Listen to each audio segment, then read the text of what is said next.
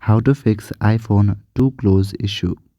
The iPhone too close error is usually associated with the proximity sensor or accessibility settings designed to ensure user safety and better usability. Here's how to fix this issue. Firstly, open settings on your device and scroll down. Here go to the option accessibility. Under the section vision, you will see the option zoom. Click on the zoom option. At the very top, you will see the zoom option. Make sure that this option is disabled. Now go back to your previous page.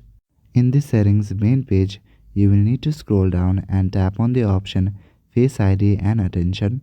Now enter your passcode to verify.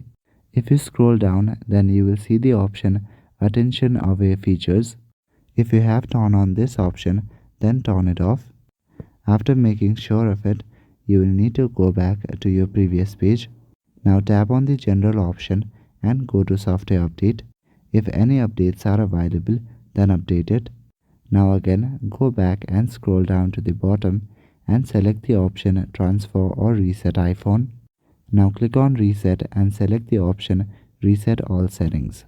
After doing this, your problem should be fixed. So that is it for this video. I will see you in the next one. Thank you.